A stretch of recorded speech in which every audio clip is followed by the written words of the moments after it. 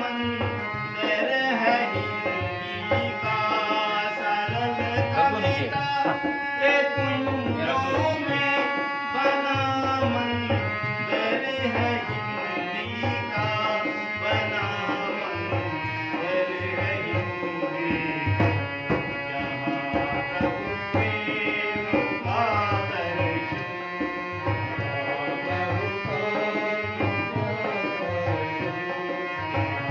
प्रभु प्रेम का दर्शन कराती रोज रामायण हमें निज धर्म पर चलना सिखाती रोज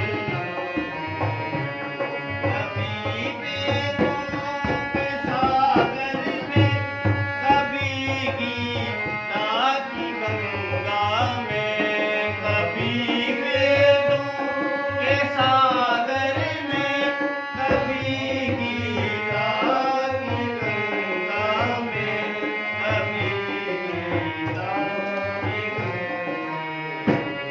कभी रसविंद में मन को कभी रसविंद में मन को होती रोज रामायण हमें निज धर्म पर चलना सिखाती रोज आचरण करना सिखाती रोज रामायण सदा शुभ सिखाती रोज रामायण हमें निज धर्म पर चलना सिखाती रोज रामायण हमें निज धर्म हमें निज धर्म हमें निज धर्म पर चलना सिखाती रोज रामायण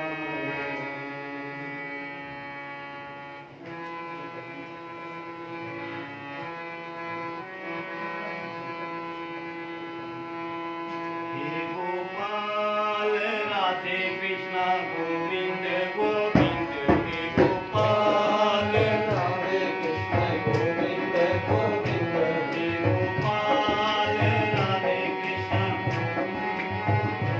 हे गोपाल राधे कृष्ण गोविंद गोविंद हे गोपाल राधे कृष्ण गोविंद गोविंद हे गोपाल राधे कृष्ण गोविंद गोविंद कृष्ण गोविंद गोविंद राधे गोविंद गोविंद कृष्ण गोविंद गोविंद राधे गोविंद गोविंद गोविंद गोविंद राधे गोविंद कृष्ण गोविंद गोविंद राधे गोविंद गोविंद हे गोपाल राधे कृष्ण गोविंद गोविंद हे गोपाल राधे कृष्ण गोविंद गोविंद हे गोपाल राधे कृष्ण गोविंद गोविंद हे गोपाल राधे कृष्ण गोविंद गोविंद हे गोपाल राधे कृष्ण गोविंद गोविंद हे गोपाल राधे कृष्ण गोविंद गोविंद कृष्ण गोविंद गोविंद राधे गोविंद गोविंद कृष्ण गोविंद गोविंद राधे गोविंद गोविंद कृष्ण गोविंद गोविंद राधे गोविंद गोविंद कृष्ण गोविंद गोविंद राधे गोविंद गोविंद कृष्ण गोविंद गोविंद राधे गोविंद गोविंद कृष्ण गोविंद गोविंद राधे गोविंद गोविंद हे गोपाल राधे कृष्ण गोविंद गोविंद हे गोपाल राधे कृष्ण गोविंद गोविंद हे गोपाल राधे कृष्ण गोविंद गोविंद हे गोपाल राधे कृष्ण थोड़ा आगे करते, थोड़ा आगे करते। हे गोपाल राधे कृष्ण गोविंद गोविंद हे गोपाल राधे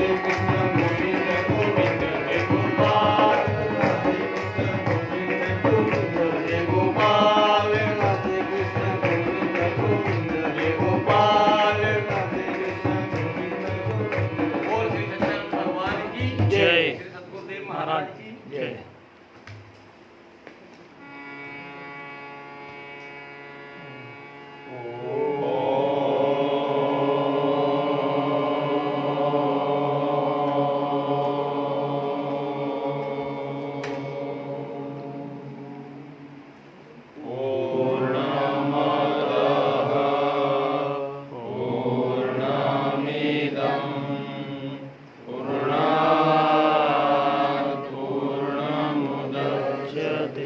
पूर्णस्य पूर्णमादाय पूर्णमेवावशिष्यते। ओम शांति शांति शांति। श्री सच्चिदानंद भगवान की, श्री सद्गुरुदेव महाराज की। गुरुर्ब्रह्मा गुरुर्विष्णु गुरुर्देवो महेश्वर गुरुर्साक्षात् परब्रह्म तस्मै श्री गुरवे नमः। वेद वेदांत सन्निष्ठं श्रोत्रियं बोधरूपिणम् रसास्वादं प्रकाशं परमं नुमः। ईश्वरो गुरुरात्मेति मूर्तिभेदाविभागिने व्योमवद्व्याप्तदेहाय दक्षिणामूर्तये नमः। अतुलित बलो श्री सच्चिदानंद भगवान की जय। श्री सद्गुरुदेव महाराज की जय। अतुलित बलधामा स्वर्णशैलापदेयं धनुजवन कृशानं ज्ञानिनामग्रगण्यं सकलगुणनिधानं वानराणामधीशां रघुपति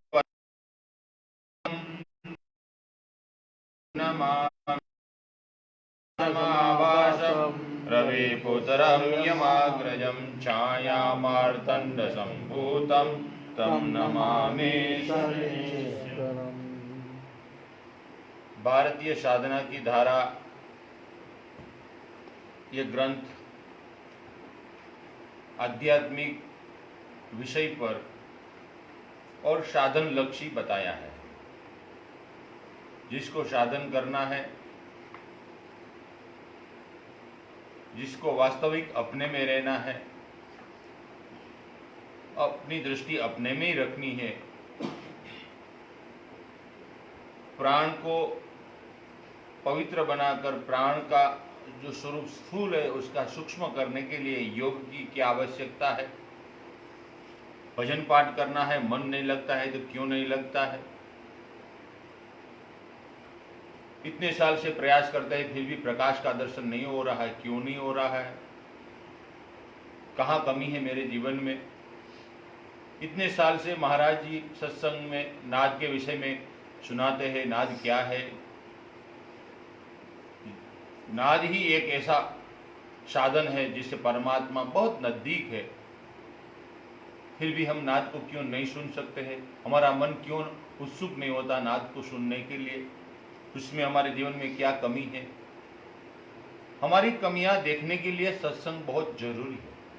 कोई परिपूर्ण नहीं है, सब में कमी तो होती ही होती है।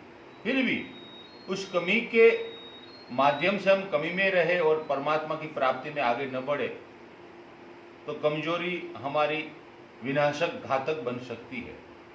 इसलिए पंडित गोपीनाथ जी ने के द्वारा कल जो बात बताई वो सिद्धांत है सिद्ध मार्ग का कि योग सर्वश्रेष्ठ है। योगाग्नि द्वारा ज्ञानाग्नि प्रदीप्त होती है। इसीलिए तुलसीदास महाराज ने भी ये सिद्धांत स्वीकार का कहीं हद तक करा है, योगते ज्ञाना।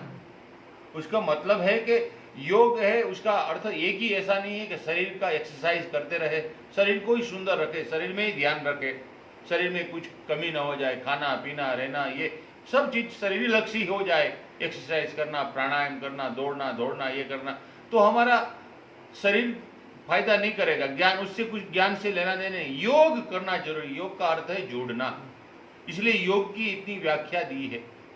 योग का अर्थ है प्राण को शुद्ध करना, प्राण के साथ एक होना, प्राण में जो हो रहा है उसको पहचानना, उसको योग माना है। अनेक योग, 1.25 लाख योग बताए, उसमें से नाम योग सर्वश्रेष्ठ बताया है, उसमें मंत्र योग सर्वश्रेष्ठ माना है। मंत्र योग का अर्थ है अजपा नाम गायत्री, योगी नाम मोक्षदायिनी। उस चीज को समझने के लिए कल बहुत अच्छा रहा। योग अग्नि के द्वारा क्या क्या कर्म दग्ध हो जाते हैं, अनेक प्रकार के स्वामी जी ने उदाहरण दिए हैं। स्वामी जी के पास विपुल भंडार है ज्ञान का, उदाहरण का, उसको हम स्वीकारें, अपने जीवन को सरल और सहज बनाने का प्रयास करें।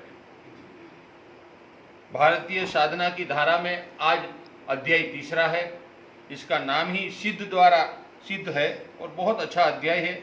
मैंने एक बार पढ़ा था लेकिन समझ में नहीं आया था मेरे समझ में, तो ये ग्रंथ इसीलिए स्वामी जी के पास मैं पढ़ता हूँ ताकि समझ में आ जाए। ग्रंथ कठिन है, मैं कोशिश करूँ तो भी मेरे समझ में नहीं आता। तो आज जो प्रसंग है उसका नाम है, अध्याय 3 है, सिद्धों की चक्र साधना। अब सिद्ध शब्द दिया है, भगवान ने ये शब्द का उल्लेख गीता जी में किया है। के 10वें अध्याय में भगवान ने कहा है, सिद्धानाम कपिलो मुनि, सिद्धानाम कपिलो मुनि। जितने सिद्ध महापुरुष है उसमें मेरा स्वरूप है, मैं कपिल हूं। ऐसा भगवान श्री कृष्ण ने अर्जुन को विभूति योग में समझाया। अब सिद्ध किसको कहते हैं? उनका क्षेत्र का नाम भी सिद्धपुर है, जहां कपिल महाराज का स्थान है, उस क्षेत्र का नाम भी सिद्ध क्षेत्र है। तो सिद्ध शब्द का अर्थ साधु संत समझा सकते हैं ज्यादा, लेकिन सूक्ष्म रूप ऐसा है, जो शुद्ध है वो सिद्ध है। व्याख्या मैंने पढ़ी कि शुद्ध किसको कहते हैं, सिद्ध किसको कहते हैं? जो शुद्ध है वो सिद्ध है। इतना हम समझे तो भी हमारा कल्याण हो सकता है। तो सिद्धों की चक्र साधना, आगे हमने सहज ज्ञान पढ़ा, उनका साधन कौन सा है, उनका योग क्या होता है। अब उनकी एक साधना है जिसका नाम है चक्र साधना। अनेक प्रकार के चक्र है। आप जाइए, बिठूर में एक चक्र है, वहां आज भी चक्र की पूजा होती, पद्म चक्र की।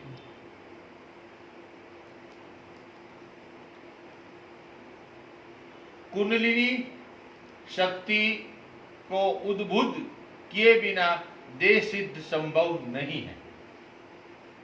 सिद्धों का कहना है, वेदांत आदि ग्रंथों के श्रवण या विचार से देह दोष नहीं जाता। देह शोधन के लिए योग का अभ्यास करना अति आवश्यक है, और योग का मूल स्तंभ ही है कुंडलिनी का उत्थान। अतएव सिद्धों के सारे ही साधन कुंडलिनी के सहारे ही प्रचलित हुए हैं। बिठूर का इष्ट देवता है ना महाराज जी, हम गए थे तो वहां एक ही मंदिर है, पद्म चक्र, ये चक्र लिखा है ना, वहां पद्म चक्र है, वहां उनकी पूजा होती है बिठूर में। आप कह रही थी, मनुष्य आदि जीवों की देह में आधार आदि कोई शक्ति केंद्र या चक्र है जिसको हम नहीं जानते। उन्हें प्रबुद्ध कुंडलिनी के द्वारा समभावापन्न करना होता है। शक्ति जब तक चक्र में आबद्ध रहती है तब तक वह यंत्रित है, परिच्छिन्न है, पराधीन और साधार है।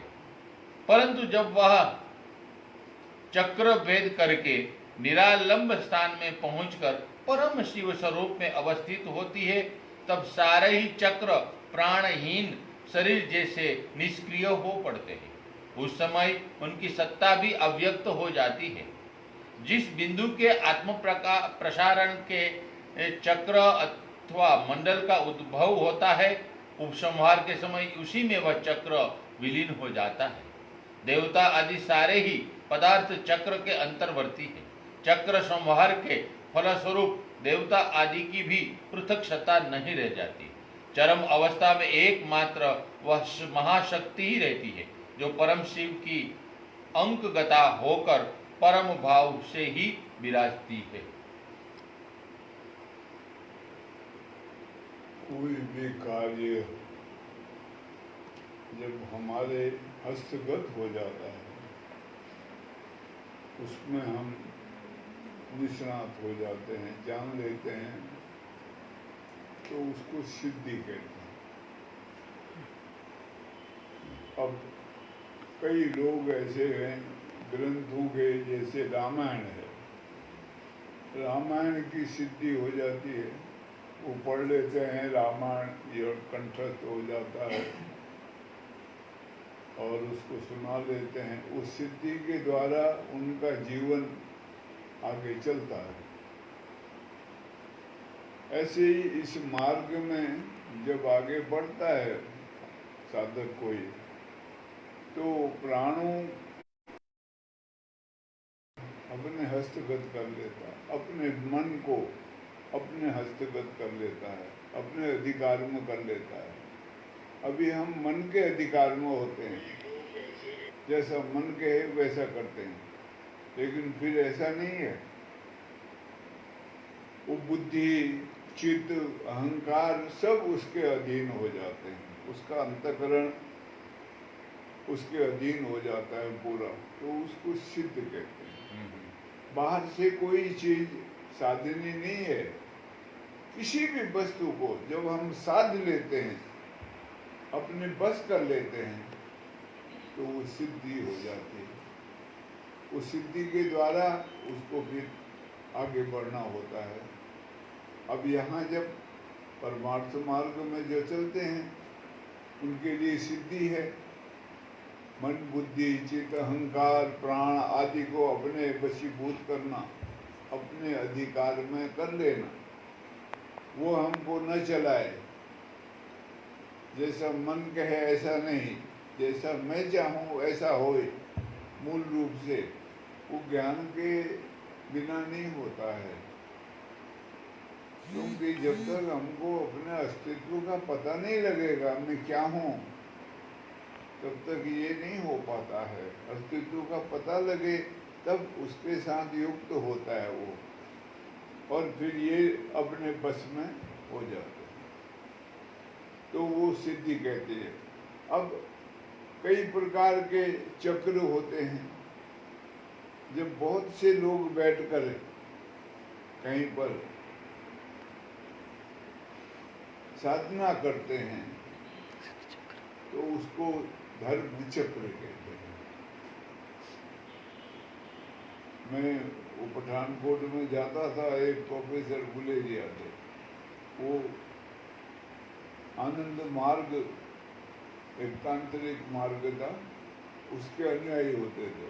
उनके यहाँ साधु आते थे, कभी कभी 3-3, 4-4 साधु हो जाते थे।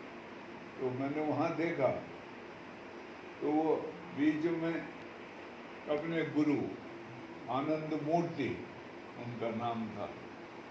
वैसे तो असल नाम तो प्रभात रंजन सरकार था उनका, लेकिन वो अपना नाम बदल के आनंद मूर्ति रख लिया उन्होंने, तो आनंद मूर्ति कहने लगे। वो गुरु की फोटो लगाते थे और कीर्तन करते थे, चारों तरफ घूमते थे उसके।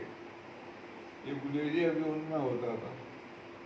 तो बाबा नाम केवलम, बाबा नाम केवलम, ऐसे करके वो चक्कर लगाते थे।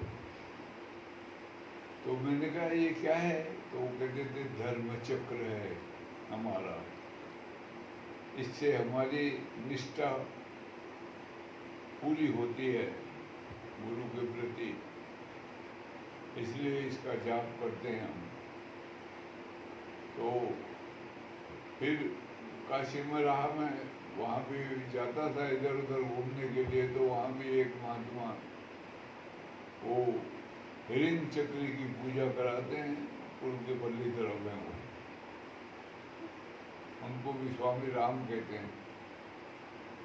तो वो भी वहाँ पर वो करवाते थे, चक्र में पूजा करवाते थे।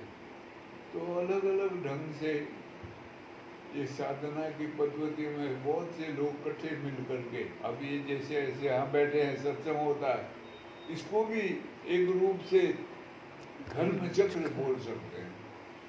कई लोग बैठ के सुनते हैं, सत्संग का रूप है ये, साधना का एक प्रकार है, तो वो धर्म चक्र कहलाता है। तो यहाँ वो सिद्धों का वो चक्र साधना, चक्र साधना वो बोला है। और ऐसे ही मान्यता ऐसी है योग शास्त्र की कि ये जो शरीर है हमारा, अनेक चक्र हैं इसमें। वो चक्रों को एक एक प्रकार होता है। अगर क्रोध आया है हमको, तो वो कहते हैं कि वो एक चक्र चालू हुआ है। काम आया है तो वो एक और चक्र चालू हुआ है। लोभ आया है, वो चक्र, ये चक्र ही जीवन को चलाते हैं, ऐसी मान्यता है योग शास्त्र की। ये चक्र ही है सब कुछ करने वाले। लेकिन ये इनका आधार क्या है? प्राण ही इनका आधार है। वाह वाह भाई। बगैर प्राण के कोई नहीं चल सकता है। अब हम ध्यान करते हैं, जब भिलकुटियों में लगाते हैं, तो इसको पांचवा चक्र, आज्ञा चक्र नाम से पुकारते हैं। आज्ञा है यहाँ, अगर यहाँ ये सक्रिय हो जाए, क्रियाशील हो जाए, तो परमात्मा से डायरेक्ट संबंध जुड़ जाए और फिर हमारे मन की आज्ञा नहीं चलेगी, परमात्मा की आज्ञा चलेगी। उसके अनुसार वो जीवन चलेगा। इसलिए वो गायत्री मंत्र का जो आखिरी शब्द है प्रचोदयात्, उसका मतलब ही यही होता है।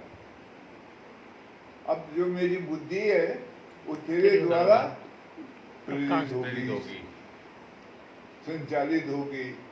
तू चलाएगा मेरी बुद्धि को, क्योंकि मैं तेरे तेज का ध्यान करता हूँ। तू मेरी बुद्धि का मालिक बनेगा और मेरा बुद्धि को तू चलाएगा। यही है असल में जो महाभारत का रूप है, वो भी यही है। भगवान कृष्ण ही रथ पर आरूढ़ है, पर रथ है अर्जुन का। अर्जुन का मतलब होता है कोई जानना चाहता है, जो जिज्ञासु, प्राप्त करना चाहता है, अर्जन करना चाहता है। उसके रथ पर विराजमान है वो प्रेरित कर रहे हैं उसको, सब कुछ वही समझा रहे हैं, ऐसा कर, ऐसा कर, ऐसा कर, ऐसा कर, और वो उनकी आज्ञा का पालन कर रहा बराबर। वही समझाने का मतलब है मूल में। तो यहाँ भी वो समझा रहे हैं सिद्धों की जो है वो चक्र साधना कैसे होगी। तो ऐसे शरीर में भी अलग अलग चक्र हैं। ये कमर से ऊपर वाले चक्रों में से पहला जो चक्र है उसको मूल आधार कहते हैं। मूल आधार चक्र है, जहाँ से प्राण संचालित होते हैं। उस चक्र का जो स्वामी है, मालिक है उस चक्र का, उसका नाम है गणेश, गणपति। फिर उससे 4 अंगुल ऊपर दूसरा चक्र है, उस चक्र का नाम है स्वाधिष्ठान चक्र। इसका मतलब ही यही होता है जो अपने आप में अधिष्ठित हो गया, स्व में अधिष्ठित हो गया। उसका जो मालिक है वो है ब्रह्मा जी। अब ब्रह्मा जी समष्टि देवता हैं और बुद्धि के मालिक हैं हमारे। फिर उससे 4 अंगुल ऊपर नाभि के पास में एक चक्र है, उसको कहते हैं मणिपूरक चक्र। उस चक्र का जो मालिक है वो भगवान विष्णु। वो चक्र चालू हो जाए तो समझना विष्णु के साथ हमारा संबंध जुड़ गया। हमारे कार्य पूर्ण वो ही करेंगे। फिर उससे एक बिलास्त ऊपर कंठ एक चक्र है, उसको कहते हैं अनाहत चक्र। अनहत चक्र भी कहते हैं। उसके जो मालिक हैं वो भगवान शिव हैं। शिव फिर यहाँ से एक यहाँ कंठ में एक खड्डा होता है, वहां पर एक चक्र है, उसका नाम है विशुद्धि चक्र। उस चक्र की अधिष्ठात्री देवी है, उसको कहते हैं सरस्वती। सरस्वती जिनको वो चक्र सक्रिय हो जाता है उसको सरस्वती प्रकट हो जाती है, उसकी वाणी में सरस्वती उत्पन्न हो जाती है। फिर ये कंठ से एक बिलास्त में ये जगह आज्ञा। आती है भीलकुटी। ये है यहाँ पर, आज्ञा इसको कहते हैं आज्ञा चक्र। ये जो नीचे के 5 चक्र हैं, ऐसी मान्यता है साधु संतों की कि ये अगर न भी हो चालू और सिर्फ आज्ञा चक्र चालू हो जाए तो ये 5 चक्र उसके अंतर्गत आ जाते हैं। इसलिए जो संत महात्मा हुए मध्य युगी, उन्होंने इसी का महत्व बताया है। और महाशिव पुराण में मैंने पढ़ा है, इसी का महत्व समझाया है। उन्होंने यहाँ ध्यान लगाने के लिए पार्वती को बताया, ऐसे ध्यान लगाना और इससे मृत्युंजयी हो जाती है, प्रकाशित हो जाएगा, सब समझ आ जाएगा, रहस्य मिल जाएगा। इनके अक्षर भी हैं अलग अलग, बड़ा लंबा होता है विषय समझाने का। तो यहाँ से फिर एक बिलास्त पर यहाँ आता है, उसको कहते हैं सहस्रार चक्र। ऐसे 7 चक्रों का वर्णन है, कहीं कहीं 8 का भी वर्णन है। एक चक्र अंदर माना जाता है, जहाँ हम खिचड़ी मुद्रा लगाते हैं, उसको ललना चक्र कहते हैं। उससे भी कहते हैं फायदा होता है, स्वाद पर विजय हो जाती है, हम स्वाद के अधीन नहीं होते।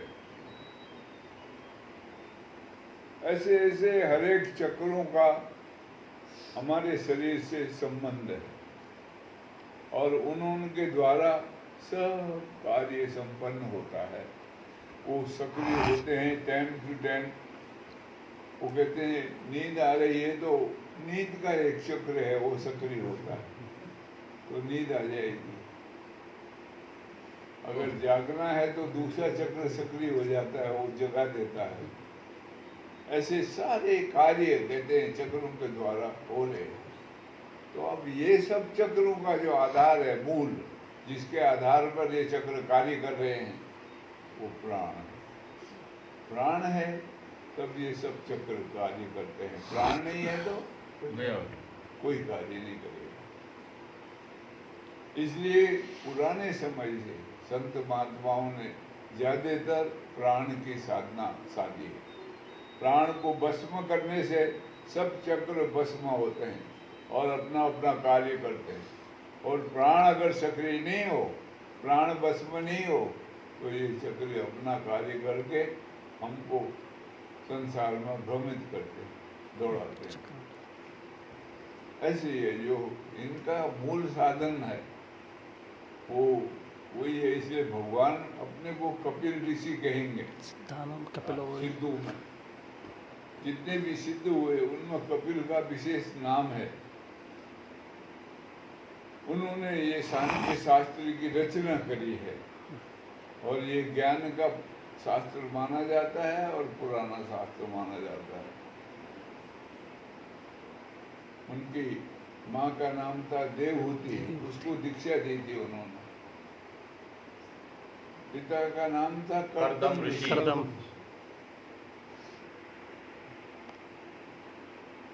देवहूति के पुत्र कर्दम ऋषि के पुत्र माने जाते हैं। वहाँ पर वो सिद्धपुर में मंदिर है, जो वहाँ पर वो कर्दम ऋषि का भी मंदिर है, इनका भी मंदिर है, इनकी माता देवहूति का भी मंदिर है।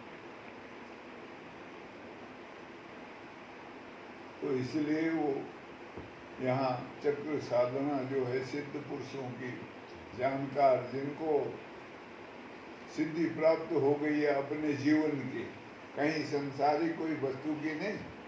संसारिक वस्तु तो ऐसे ही मिल जाती है, इसका कोई महत्व नहीं होता सिद्ध के सामने। वो तो अगर इच्छा करेगा तो इच्छा से ही प्राप्त हो जाती है।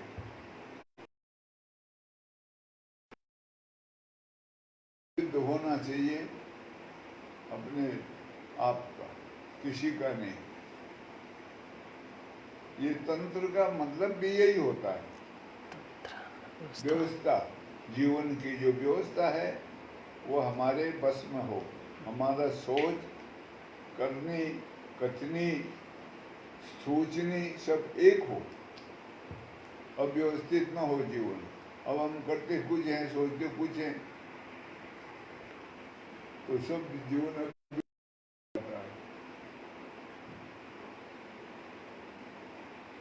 तंत्र का मतलब भी व्यवस्था है। कोई यहाँ समझा रहे हैं, और साधना के जितने विधान हैं ये सब तंत्र के अंतर्गत आते हैं। तंत्र का मतलब ही है साधना। तूने चाट के नहीं, तंत्र का मतलब है वो तो, उसको तो मैली विद्या कहते हैं।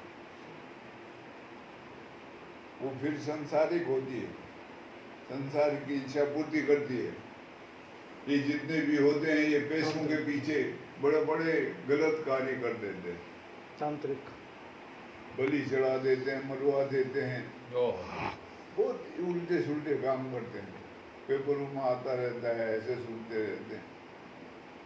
ये टूने टाट के वाले हैं,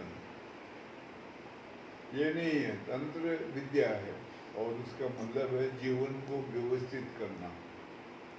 जीवन तभी व्यवस्थित होगा जब ये प्राण और मन हमारे वश अधीन होगा, तब जीवन व्यवस्थित होता है। तो उसी के लिए करते हैं सब साधना। एक पुस्तक मैंने पढ़ी थी, याद आया। एक आपने कहा होगा, सिद्धों की परम यात्रा, सिद्धों की परम यात्रा एक पुस्तक है। उसमें सिद्ध के लिस्ट दिए, कौन कौन सिद्ध है। एक गंधर्व है, जैसे गंधर्व है, जैसे अप्सरा है, गंधर्व है, जैसे नाग एक जाति है, ऐसे ही एक जाति बताई है सिद्धों की। उन सिद्धों की नगरी भी अलग है, सिद्धों का खाना भी अलग है, सिद्धों की साधना पद्धति, उसमें चक्र की महिमा दी। और एक ही चक्र माना था उसमें, वो मुझे याद आया, एक ही चक्र माना था, वो माना था आज्ञा चक्र। उसका इष्ट देवता कोई पूजा करना, माने गुरु की पूजा करना। उसके इष्ट देवता गुरु के रूप में दिए। 2 अक्षर ही है उनके, मूल अक्षर आज्ञा चक्र के 2 माने हैं, 2 पत्ते हैं उसको, इसलिए द्विदल बोलते हैं उसको, द्विदल कमल कहते हैं।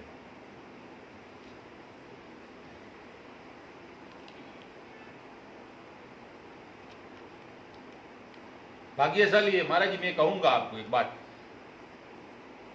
जब हम गए थे केरला में, तब मेरा एक विद्यार्थी डॉक्टर था, गणपत भट्ट, और रहता था बिठला में।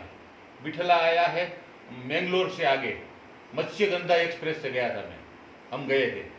तो वहाँ अच्छी तरह से हुआ, दर्शन किया अलग अलग जगह पर। लेकिन एक वो बहुत, ये भी शुद्ध महात्मा था इनके पिता, तो हमको एक जगह पर ले गए, उसका नाम था पंच पांडव गुफा। उसके अंदर गुफा थी, पानी पानी भरा था। ये महात्मा की उम्र उस समय मैं जब गया था, उस समय महात्मा की उम्र थी 70 के आसपास।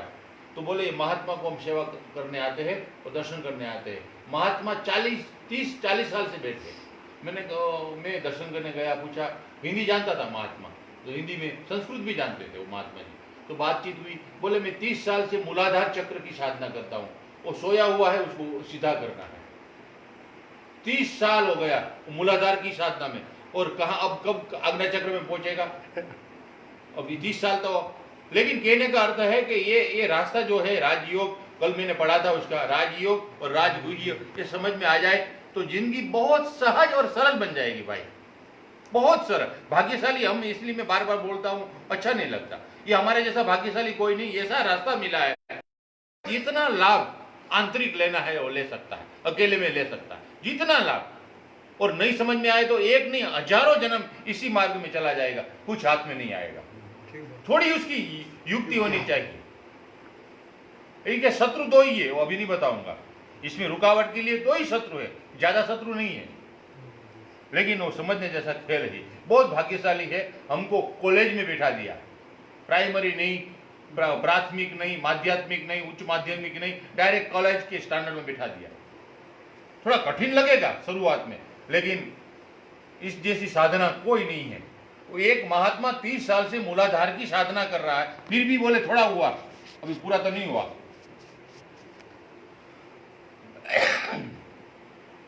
ये बात मैंने सत्संग में कई बार कही है, आज दोबारा कह रहा हूं।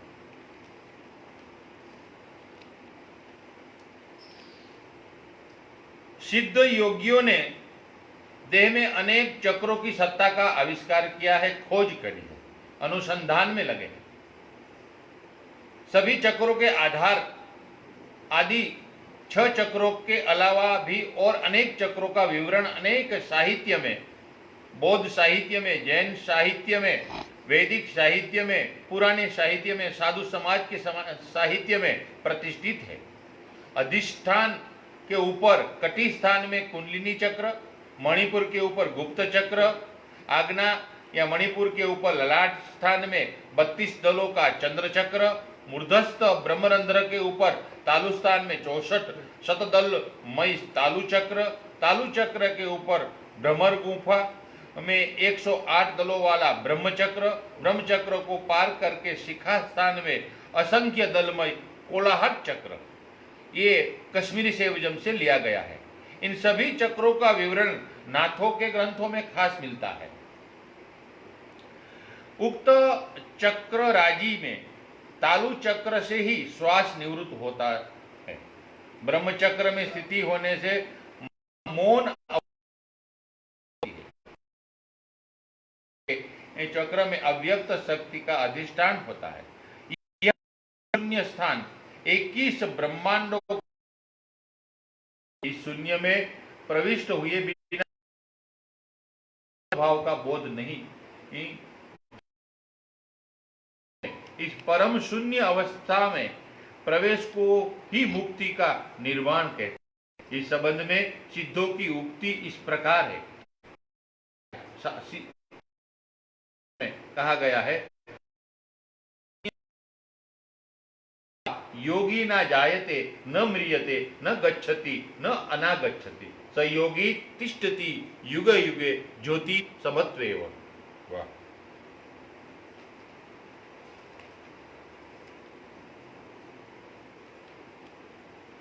प्रचलित योग ग्रंथ आदि में जिस सहस्त्र दल का वर्णन मिलता है वह नाथों के ब्रह्मरंध्र का ही नामांतर है। अतएव आज्ञा से सहस्रार तक अवकाश जैसे चक्रहीन नहीं है, वैसे ही सहस्रार भेद करने से ही अर्थात चक्रहीन अवस्था की उपलब्धि नहीं होती। आज्ञा में जाने से जीव हंस चक्र में प्रवेश करता है, यहाँ अनेक अर्थात हंस बन जाता है। वाह। और सहस्त्रधार में जाने से परमहंस बन जाता है। हंस और परमहंस, इसने सहस्त्र साल अब यहाँ बोला है, यहाँ जो है वो सहस्त्र चक्र है, जिसको ब्रह्मरंध्र कहा है वो ये स्थान है, वो यहाँ पर नहीं है। अब इन्होंने दिया है ये एक ही है करके ब्रह्मरंध्र यहाँ पर होता है। और ब्रह्मरंध्र के बारे में ये देवरिया बाबा की जो फोटो लगी है, ये जब शरीर छोड़ा था ये ब्रह्मरंध्र खुल गया था उनका, और यहाँ से थोड़ा सा खून भी आगे यहाँ जम गया था। और भी एक महात्मा थे, उदासी महात्मा, उनका भी शरीर छोड़ा जब ये फट गया था, इस जगह को ब्रह्मरंध्र कहते हैं, इसको सहस्त्रार कहते हैं। ये चक्र है और वो उसमें वर्णन आता है, सतगुरु है सतपुरुष अकेला, पिंड ब्रह्मांड के बाहर मेला। इससे भी बाहर है। वो एक फोटो ढूंढता हूँ, मिल नहीं रही है, बहुत साल हो गए। उसका नाम है मकरांत। उसमें ये दिखाया है कि यहाँ से वो संत कबीर के फोटो के साथ दिखाया है, यहाँ से बाहर निकल के वो सतपुरुष के दरबार में पहुँचते हैं और उनको सतपुरुष रूप दिखाया गया है। तो ये संत यारी का वचन है, सतगुरु है सतपुरुष अकेला, पिंड ब्रह्मांड के बाहर मेला। ये कहते पिंड से और ब्रह्मांड दोनों से बाहर है, अलग है। ब्रह्मांड से भी अलग है, पिंड से भी अलग है।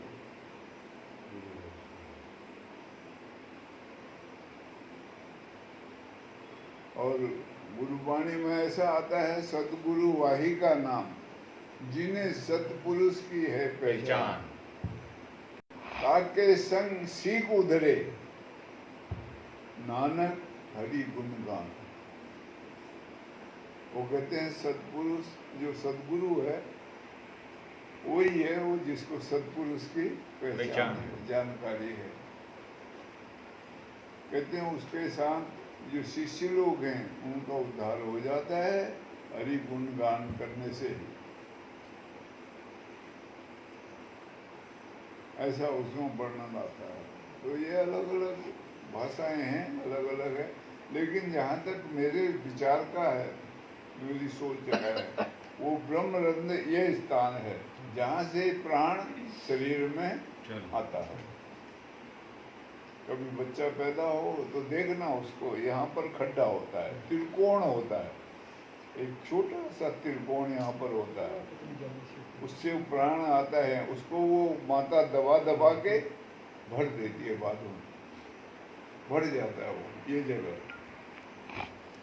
एक रिवाज है, जब कोई मर जाता है उसको बांस मारते हैं यहाँ पर खोपड़ी में। ऐसी मान्यता भी है कि हो सकता है ये कोई ज्ञानी पुरुष हो और इसका प्राण रुक जाएगा,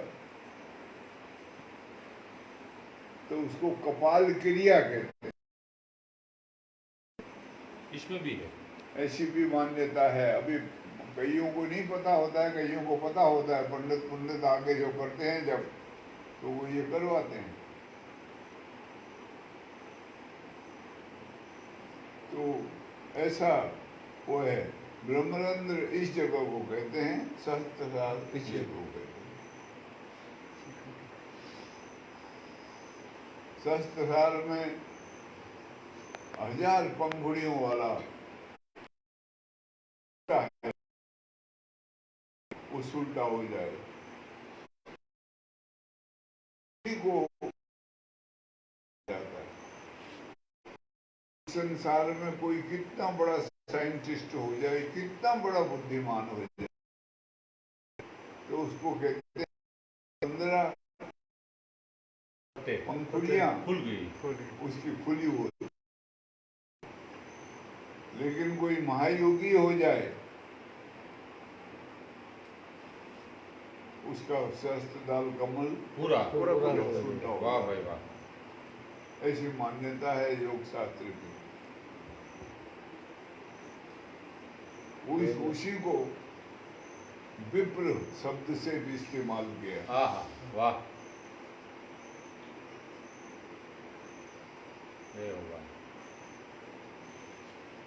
ऐसी बात है बहुत सी गूढ़, लेकिन मालूम नहीं होती है। अब इसके लिए तो अलग से कमर कस के खोज करनी पड़ती है, तभी ये रहस्यों का प्रकटीकरण होता है। धीरे धीरे पता लगता है। फिर साधु संतों की संगत करनी पड़ती है, बहुत जगह जाना, उठना बैठना उनके पास में, फिर अच्छे अच्छे ग्रंथों का पठन पाठन होता है। सत्संग होता है तभी ये सब समझ में आने लगती है। लेकिन एक बात है, ये समझ में आने लगे तो एक अलौकिक सुख मिलता है। अंतर की जो ग्रंथियां हैं खुल जाती हैं और जीवन एक आनंदमय हो जाता है। सारे गांठ खुल जाए तो किसी को बांधा हुआ हो और उसको हम खोल दें, हाँ हाँ, कैसा लगे? जब हाँ। खुदे कोई बांध देते हैं, जब खोलते हैं तो बड़ा ही नाचते हैं, खुश होता है। ऐसे ही हमारे अंदर की सारी ग्रंथियां, संशय, भ्रम दूर हो जाए तो कैसा लगेगा? हाँ हाँ। तो वो तभी होगा जब हम खोज में लगेंगे, कमर कस कर जानने की प्रक्रिया में लगेंगे। और खोज से बड़ी कोई पूजा नहीं है दुनिया में। नानुसंदेह परा पूजा। नानुसंदेह परा पूजा। कोई भी पूजा नहीं है अनुसंधान से ज्यादा।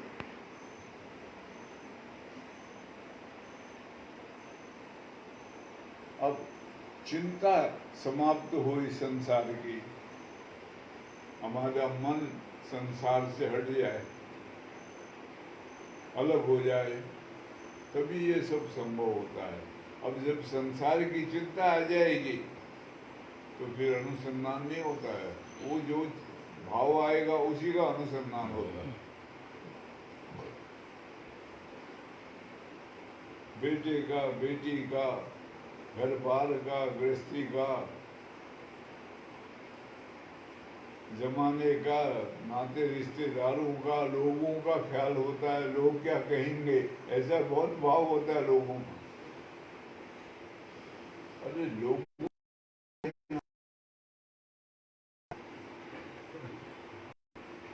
हमको तो हमारे से संबंध, हम जब मरेंगे लोग रोक लेंगे हमको, रोक लोगे?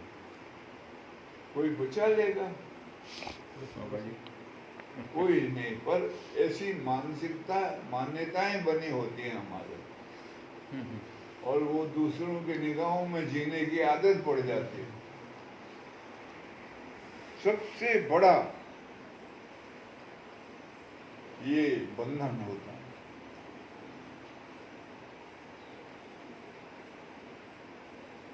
इसलिए नहीं हो पाती, ग्रंथियां नहीं खुल पाती। बिल्कुल लापरवाह होना पड़ता है, बिल्कुल लापरवाह। चाह गई चिंता गई मनवा बेपरवाह। जिसको कछु नहीं चाहिए वो शहंशाह पति। शाह।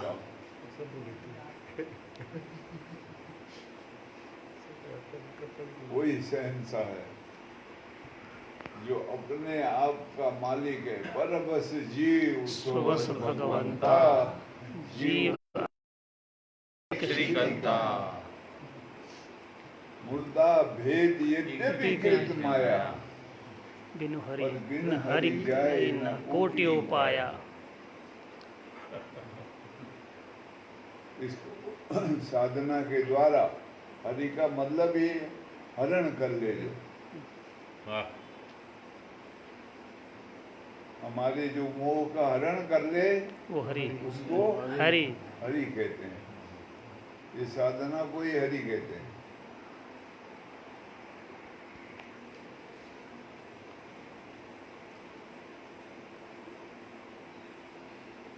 पर बस हैं सब, तो बस कोई कोई होता है। स्वेच्छाचार स्वस्वभाव मोक्ष। हमारा जो स्वयं का स्वभाव है वो स्वेच्छाचार है हर हालत में। इसलिए किसी भी महापुरुष कोई कार्य कर रहा होता है तो कहते हैं उसकी मौज है। मौज है संसार में, सृष्टि भगवान की मौज मौज है। है। ऐसे ही महापुरुष का कार्य जो है वो मौज होती है, लीला। लीला।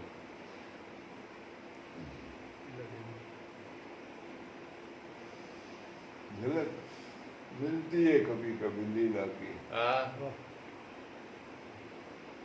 तो समझ में आता है लीला का रहस्य थोड़ा सा। राज एक झलक मिल जाए मेरे यार की, वैसा कहा राजकुमार का। मुझको तो एक झलक मेरे दिलदार की मिल जाए। हाँ हाँ, उखड़ा है ये, अंतरा दूसरा है।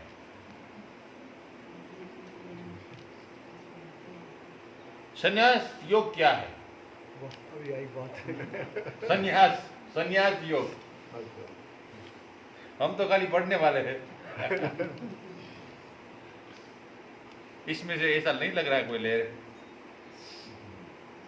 संन्यास योग की विशेषता, संन्यास और केवल योग के भेद से योग दो प्रकार का होता है। कुछ लिखा होगा सोच के, ऐसा तो लिखता नहीं है। जो संन्यास योगी है वे सूर्य मंडल भेद करके परम पद प्राप्त करते हैं। ये पहले भी आया है, इसमें भी आया है, श्री साधना में भी आया था। स्मृति शास्त्र कहते हैं संन्यासस्तम पुरुषम दृष्ट्वा स्थानम चलति भास्करः ऐसे ते मंडलम भित्वा परम ब्रह्मादि गच्छति। पर जो केवल सन्यासी है वे कुंडलिनी द्वारा सुषुम्ना द्वार को भेद कर उस मार्ग का अवलंबन करके सहस्त्रद्वार में प्रवेश करते हैं। सहस्त्रद्वार चक्र का अर्थ है कपाल संपुट, ऐसा लिखा है। प्रवेश करते हैं और वहां चंद्र और सूर्य अग्निजन्य अमृत का पान करके तुरीय अवस्था, तुरीयातीत पद का साक्षात्कार लाभ प्राप्त करते हैं। इस साक्षात्कार के फलस्वरूप से सविशेष अथवा निर्विशेष परमात्मा या गुरु पद का स्थान प्राप्त करते हैं। वाह, ये बहुत जगह पर यह मंत्र आता है महाराज जी। सिद्ध साधक द्वारा, सिद्ध मार्ग के द्वारा प्रवर्तित योग को कहीं कहीं महायोग के रूप में वर्णित किया गया है। कहीं कहीं वे कहते हैं एकमात्र पारमार्थिक महायोग ही साधना के प्रकार भेद से मंत्र, लय, हठ, राजयोग नाम से परिचित है। एक एव चतुर्धायाम महायोगो विधीयते, अर्थात योग का कोई भेद नहीं है। दीर्घकाल तक मातृकादि युक्त मंत्र का जप और अणिमा आदि युक्त ज्ञान की उपलब्धि मंत्र योग के लक्षण है। लय योग चित्त को निरोध करता है और असंख्य उपायों से सिद्ध हो सकता है। जिस किसी भी व्यवहारिक अवस्था में रहकर निष्फल परमेश्वर का ध्यान हो सकता है। निष्कल होना चाहिए। यह भी लय योग के ही अंतर्गत है।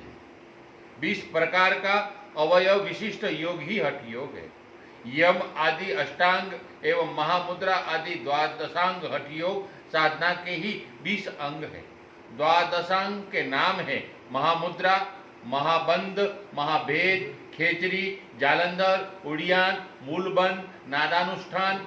ये एक अलग है, हमारे समझ में आना। नादानुष्ठान इसका अर्थ है खूब लंबा प्राणायाम करना ओंकार के साथ, उसको नादानुष्ठान कहा है। सिद्धांत, श्रवण, वज्रोली, अमरोली और सहजोली, ये बुद्ध संप्रदाय में ज्यादा चला पहले।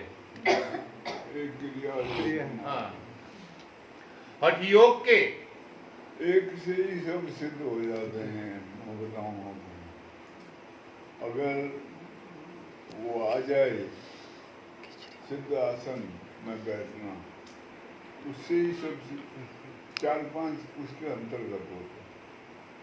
दादा गुरु ये ऐसा बैठा जाता है, मेरे से नहीं बैठा जाता। अभी घुटनों में दर्द होता है, घुटने टूट गए। ये जो है, ये इसको यहाँ लगाते हैं और इसके ऊपर फिर ये बैठ के इधर बैठते हैं। नहीं होता। अब बैठता हूँ ना, मैं बैठता हूँ। और उससे फिर क्या होता है, ये पेट अंदर को हो जाता है। और ये छुट्टी यहाँ पर आ जाते हैं ऐसे, ये कंधे थोड़े ऊंचे हो जाते हैं थोड़े, ऐसे करके ये एक में जालंधर बंद भी, उद्यान भी और मूल बंद भी, 4-5 इकट्ठे हो जाते हैं, एक ही से हो जाते हैं, पर वो आदत डालनी पड़ती है तब होता है। दादा गुरु का चित्र जितने भी होंगे ऐसे ही है। सिद्ध आसन में बैठते थे दादा गुरु। मैं भी पहले करता रहा हूँ, जब मैं अकेला रहता था चीजों की या तो ऐसे करता था। फिर मैंने बाद में एक वो बना लिया था, छोटा सा बॉल जैसा कपड़े का, वो जामनगर भी रखता था दांतों में, वो लगा लेता था नीचे, उसमें बैठता था वो लगा के। उससे क्या है, वायु का जो वेग है ऊपर को चलता है वो, लेकिन एक बात है, चक्कर भी आते हैं इससे, और पेट में गड़गड़ाहट भी होती है बड़ी भारी, वायु पेट में आती है बड़ी भारी, ऐसे कुछ ऐसे भी आते हैं, लक्षण होते हैं शरीर के साथ। लेकिन बहुत बड़ी बात क्या होती है, इससे ब्रह्मचर्य की सिद्धि होती है बड़ी।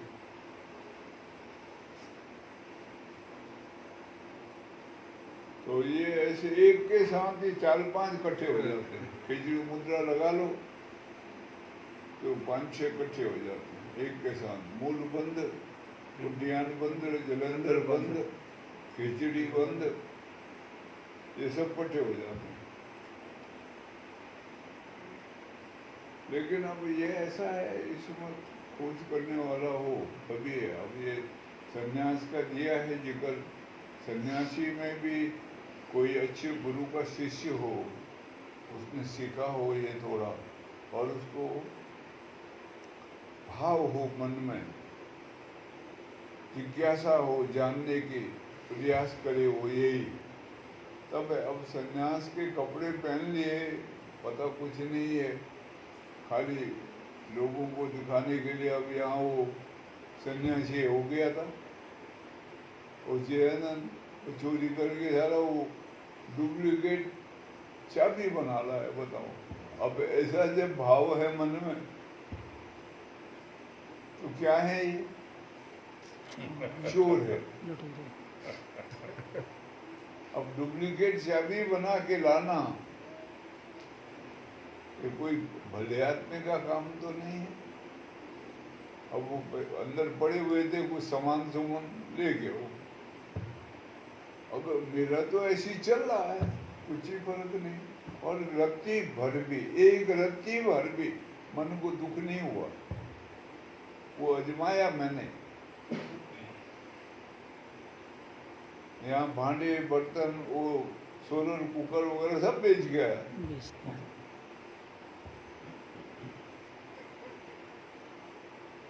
अब वो एक डीएसपी वहाँ से आता, वो कहता है उसकी फोटो दे दो और रिपोर्ट लिखा दो पुलिस में।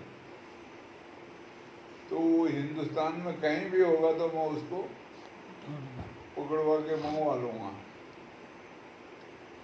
तो पहले विचार आया, मानसिक रूप में ख्याल आया, दे दो करके। फिर मैंने कहा तुमको क्या अधिकार है किसी को दंड देने का? दंड देने का अधिकार तो परमात्मा को है।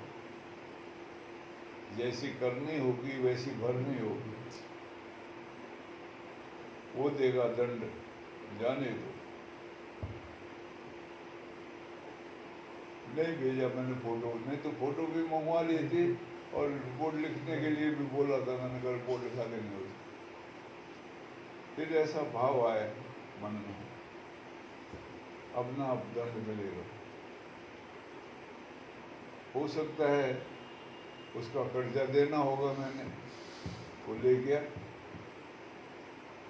तो वो कर्म की निर्जला हो गई। तो ऐसे फिर ख्याल आ जाते हैं, मानसिकता में शुद्धता हुई तो शुद्धता के भाव थोड़ी देर के लिए वो क्रोध आदि के द्वारा वो ढक जाता है, लेकिन खुल जाता है। इसलिए कहा है ज्ञानी को सुख भी आता है पर वो कभी सुखी नहीं नहीं होता है। उसे दुख भी आता है, कभी दुखी नहीं होता। ये सब भाव आते हैं और जाते हैं। चले आगंतुक। उसमें राग भी उत्पन्न होता है, पर वो कभी रागी नहीं होता है। द्वेष भी आ जाता है, पर द्वेषी कभी नहीं बनता है। ये सब जितने भी कार्य हैं ये आते हैं प्रभाव डालने के लिए, लेकिन वो टकरा के अप्रभावित हो।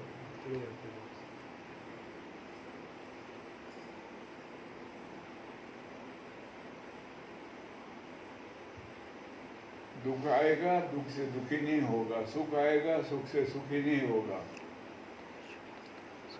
कष्ट से कभी विचलित नहीं होगा। वही एक रूप है।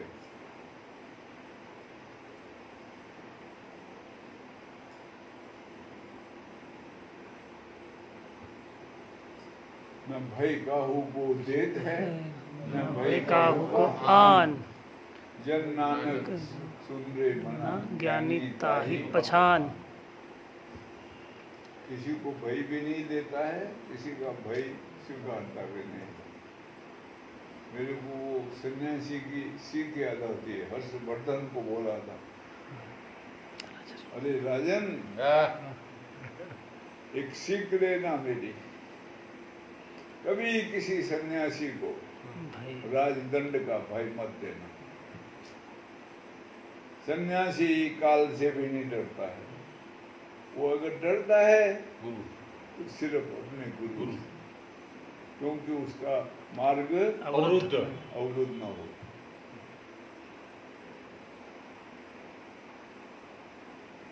किसी सन्यासी को राजदंड का कभी भय नहीं देगा। सन्यासी मृत्यु से भी नहीं डरता। क्यों? सन्यास का मतलब ही मर गया,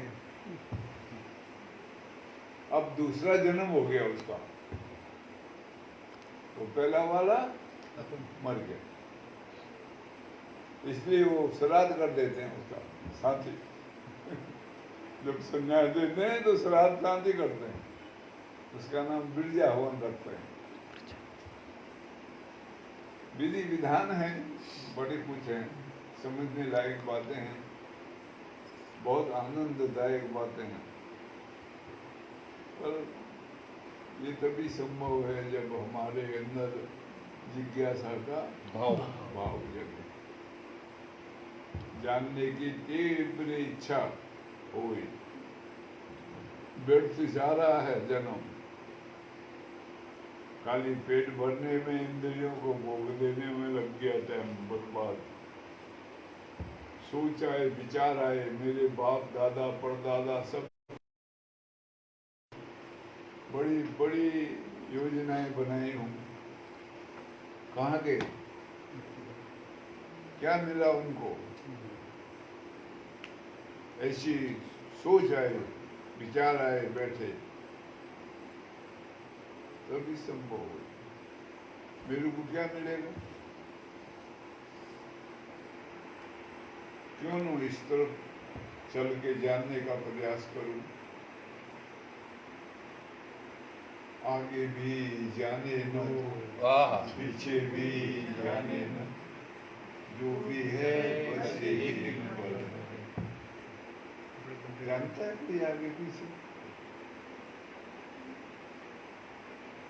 कल क्या होने वाला है कोई नहीं जानता। तो आगे की तो बात ही भूल है। तो आप दूसरा भी बोलते थे, कल का ठिकाना कहाँ, वो बोलते हैं आप दूसरा भी है। वो गाना है वो, चूर सारी दुनिया हमें को मत घेर जरा, हम सब चोर हैं समझ का है फेर जरा, जलता है जले कोई, यहाँ है फिक्र किसे, का ठिकाना ढूंढो, कल की खबर किसे। वाह भाई वाह। अरे हमको हंसते चोर बनो या मोर, यहाँ सब चलता है। वाह भाई वाह।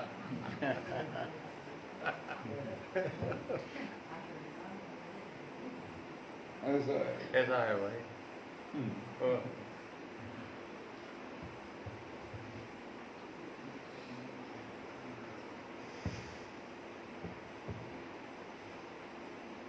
तो संन्यास एक उत्तम कार्य है, जीवन का बड़ा शुभ कार्य है,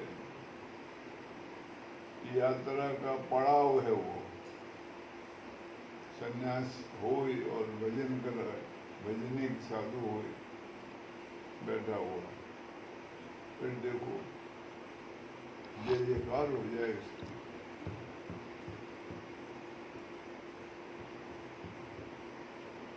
पर हिम्मत नहीं आती है, डर रहता है क्या खाएंगे क्या पिएंगे, ऐसे चलेगा काम। नहीं चाय कौन बनाएगा चाय। परम स्वतंत्र, परम आनंददायक है संन्यास। जीवन में संन्यास लेना एक बहुत ही बड़े पुण्य उदय होते हैं जब तब संन्यास लेता है।